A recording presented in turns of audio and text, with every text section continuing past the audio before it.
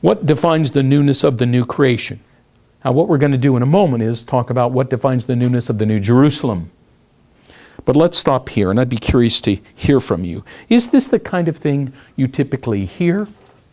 Are you hearing preaching in your churches on any kind of consistent basis where the eternal state is being set forth in front of people as a means to perseverance, as a means of encouragement, as a means of strengthening them?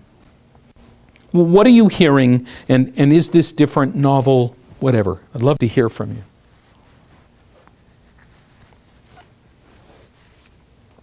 That's good. Somebody else? Eric?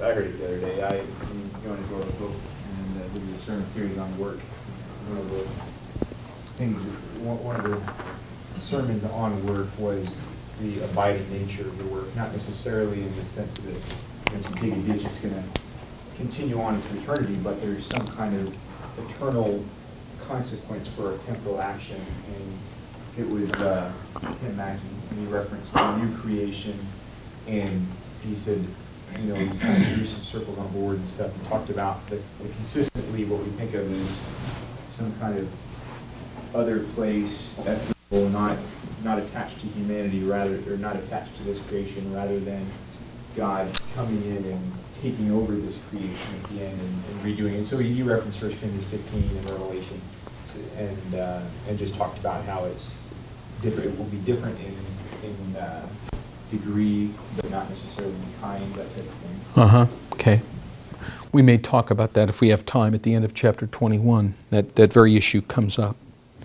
How often do you hear this, guys? I'm serious. Talk to me. How often do you hear it? No? I hear it a lot. Yeah? Well, that's good. I'm glad. Is our brother in the minority? I know him. Well, I want to ask these guys, if you're hearing it, maybe you wouldn't be the best person to... Are you hearing it? Guys? Give me something. Are you hearing it? You're not. Are you hearing it? So what's the motivation to persevere? I think we've been kind of sucked into the whole individualistic, me and God relationship is all there is kind of idea. Okay.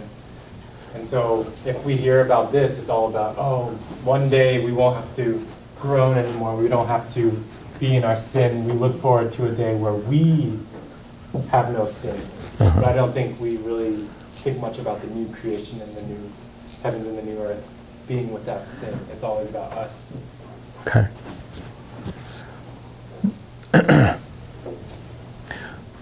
Do people have any thoughts about the new creation beyond that? Other than just a relief from the fight? You think? No? I think it's kind of like what you were saying, how you just get whisked away into some ethereal, transcendent reality or something like that. Okay. Other thoughts? Where have you heard this before?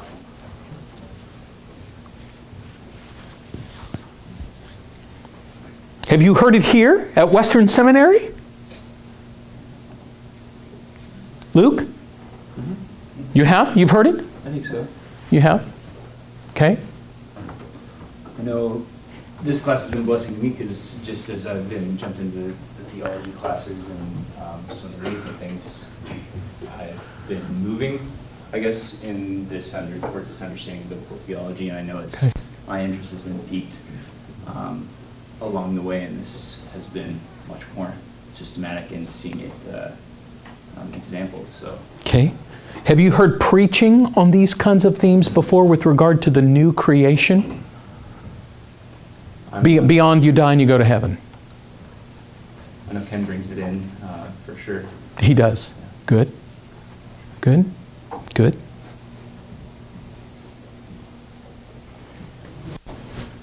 Art, I think you're Yes, asking Gary. about a way to treat this text, and I would just back up a step from that and say I haven't heard a lot, really in years, preaching from the end, especially of Revelation.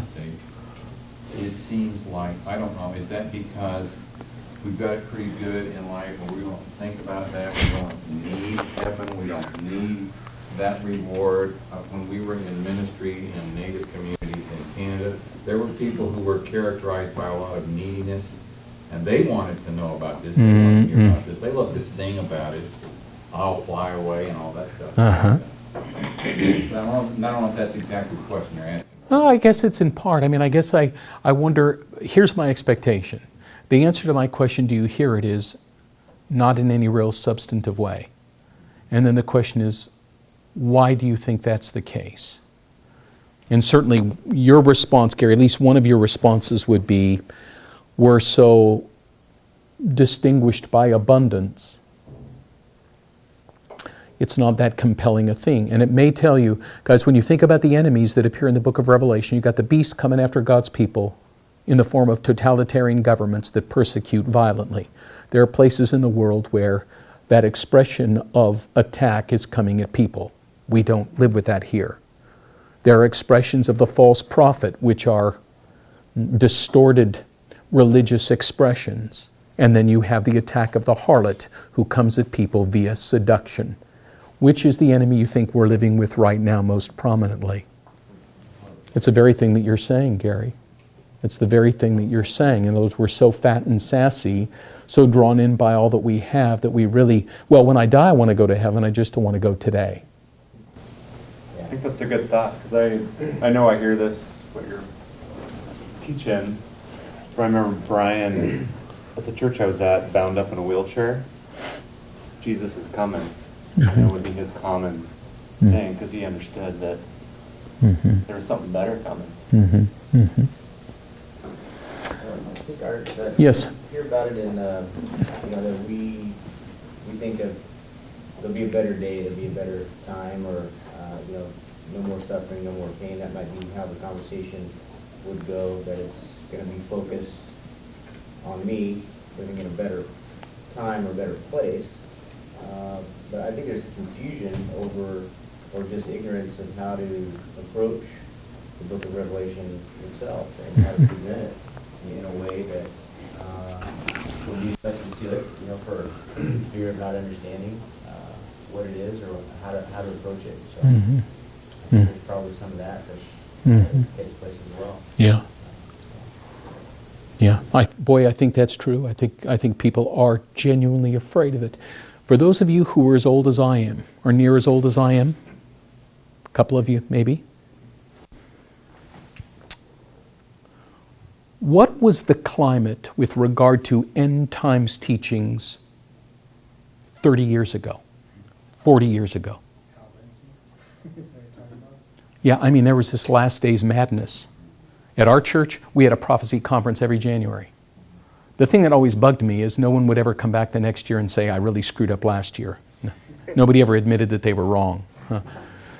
We had a prophecy conference where we would bring in a professor from Dallas or Western or Biola, Talbot, would come up, do their thing with the whole chart kind of thing. And then, of course, there are all the excesses and distortions. And after a while, I've wondered if over time people just got so weary of the last days madness and they saw the division that was created by it. I remember as a little boy hearing one of the professors from one of these places I mentioned get up and saying, you dare not be anything than a dispensationalist, because that is the slippery slope on the road to liberalism. So an entire generation of dispensationalists grew up believing, well, non-dispensationalists I think are in the family, but I just don't know that I want to have a whole lot of fellowship with them.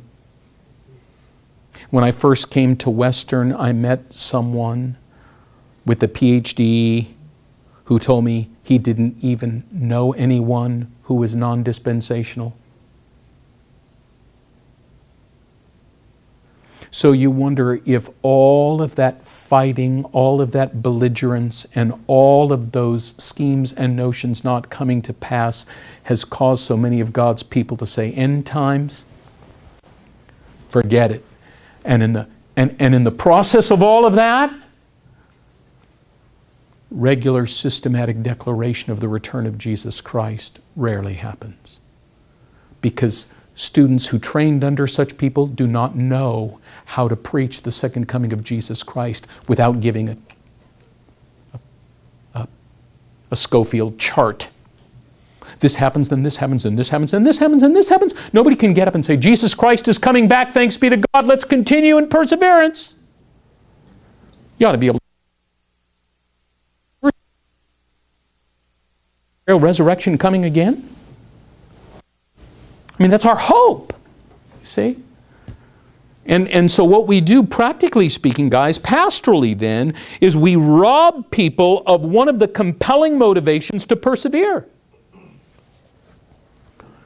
So really, to my way of thinking, the ongoing salvation of God's people, in many ways, is being undercut by virtue of our unwillingness to address these issues in a way that's responsible, for whatever the reason. And I'm hoping with a generation of young men who are really committed to biblical theology, that will not be the case. Huh? Yeah. Other thoughts about this business? Yes. I've heard this preached. Good. Specifically, and especially in the fashion to rebuke the kind of thinking that says, this is all going to burn, Jesus is taking us out of here, forget this place. Heard preaching on the new heavens and the new earth that was aimed at persevere, but also don't just persevere, but take ownership in your city, in your community, take ownership of the earth itself, because this ultimately belongs to Jesus, and we belong to Jesus, and it belongs to us. It's not just that it's not that, hey, this is all going to burn and we're out of here, but it's that Jesus has redeemed this, and one day he will make it new, so we can invest here like it's ours. And I see that as a response to the kind of thing you just described, which is like the chart and the conference and the Skywatch. Okay. Anybody want to add to that or qualify it a little bit?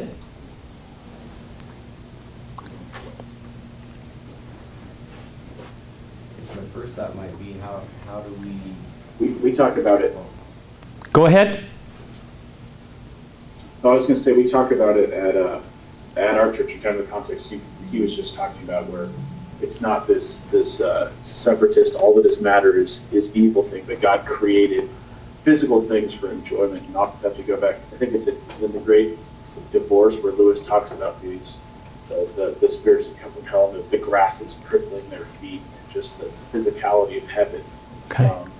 To kind of talk about how we're not to fear all that is physical, but we're supposed to and I don't redeem in terms of you question the social gospel, and that's not what we're talking about redeem, but seeing God's original plan and how sin has corrupted that. Good. Yep. Other thoughts, guys? seems like something we've been taught is, this isn't our home, that, we have another place that we call home, so. This world is not our home. I'm just a pet. Yeah. It doesn't take away from the idea that we have to, God's given us the command to be stewards of what he's given us. So I guess that's something that I think, that at least I've heard a lot, talk about this isn't our home, we have another home. We live as aliens in a strange land, type of thing. So. What was God's design for Adam and Eve? What was God's design? Subdue and fill it. In other words, he wanted them to take the Garden of Eden, cover the globe. That was the plan. In fact, that's what Psalm 8 is all about, huh? O Lord, our Lord, how majestic is your name in all the earth. And what's this deal that you're so mindful of the Son of Man? And he goes on to talk about the fact, the incredible dignity that God has given to humanity from the start. Humanity is going to rule over everything. Hebrews chapter 2 picks that up and says, but we're not seeing that yet, are we? No. So has God's plan for the human race been aborted? No, he says we do see Jesus. High and lifted up, exalted, the first of a new humanity, ultimately the first of an entire human race who will achieve what God designed for Adam and Eve. crowned with glory and honor, Hebrews says. We will be, He already has been, we will be, and thus fulfill the design, learning and growing and building and creating and all those things God designed from the very start. Yeah, Eric? So, see, I mean, you think, like, even think about sharing the gospel. I grew up in the Navigators, which is, sort of like Camp Crusade or whatever, and they would give us illustrations to share the gospel, and it'd be like the bridge illustration, which I'm sure you've seen. And it's just interesting that the resurrection is not in that at all. It's just Jesus on a cross, and then you kind of cross over that cross with Jesus, and you're just with God, whatever that means. And it just seems like the emphasis of the resurrection of Christ, which is an equal part of the gospel to the cross. And of course that signifies his return to heaven, to earth. He's the emblematic of the new creation. So, The physicality of it. Absolutely. We even say that, 3,000 souls were saved. How's your soul? yeah. So, if I may, Yeah. Mark, You may. The pilgrim theme, for example, you started to sing the song, we're pilgrims here. Yeah. But there is a sense in which that's true. Uh-huh. Read it in Hebrew, but I'm just looking at this. If they'd been thinking of the country they'd left, they would have had opportunity to return. Instead, they were longing for a better country, Uh-huh. a heavenly one. Uh-huh. Maybe we've kind of skewed what the author is after there. Oh, I think we have. I think they're looking for the new heaven and the new earth. I think that's exactly what they're looking for. So therefore, see, it's much better to sing. Now, of course, nobody sings "This World Is Not My Home" anymore. It's so old. Maybe everybody, maybe people who are over 60. What we ought to be singing out of that same time period is, "This is my Father's world. He shines in all that's fair." The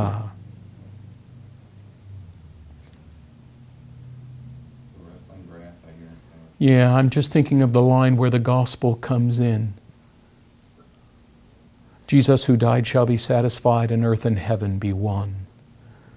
So that's more, in my mind, much more of a biblically robust hymn than "This World Is Not My Home." Okay. Our affections are not here. Our investments are not here. We are citizens of heaven, to be sure. We're not undercutting any of that. We're not talking about loving the world system, but we are recognizing our calling and what will be our eternal work, and that is something very, very physical and real and very tangible. And yeah. Any other comments then, guys, before we transition then here? I just can't underscore enough how strongly enough how important this is for you to set this kind of thing before your people all the time. This is a part of what it means to be gospel-centered people, huh? This is what the gospel does. And you can see all of the points of application where you could press in really, really, really, really hard. So we've done verses 1 through 8. We've been together for, 2.5 hours. I could easily spend a month in verses 1 to 8. You could too. So, and this is what people need, especially when you keep in mind the purpose for the revelation. The purpose is to call Christians to persevere through all of the difficulties that they're living through. And if American Christians don't hear the book of Revelation, they'll never be mindful of the fact that they're part of a world system that has seduced them away from Jesus Christ. We are not facing the beast. They're facing the beast in Nigeria. We are not here so much wrestling with false religion. Japan is wrestling with false religion. We have expressions of both of those kinds of things, but to a far lesser extent than we have attack from the harlot herself and all that is. So part of the reason why you need to do the revelation is to help people see these are the enemies of the church, ultimately controlled by the great red dragon, who is seeking to devour the child and the child's people. There's a storyline to the book of Revelation, guys. Do you know the storyline of the book of Revelation? How unfortunate it is that there are some folk who believe have a particular eschatological view that once you finish with chapter 3, the book of Revelation has no relevance for you anymore because it's referring to, quote unquote, a 7-year tribulation period that has no bearing to us. So I remember several years ago when I started preaching through the book of Revelation, someone said, I'm really curious what you're going to do since after chapter 3, nothing has any relevance to us anymore. Gosh, I guess it didn't have any relevance to the people who were the original readers of it either. John tells you in the very first verse, you're a member of the tribulation. The only issue is what form it's taking. Is it coming via the beast? Is it coming via the false prophet? Is it coming via the harlot?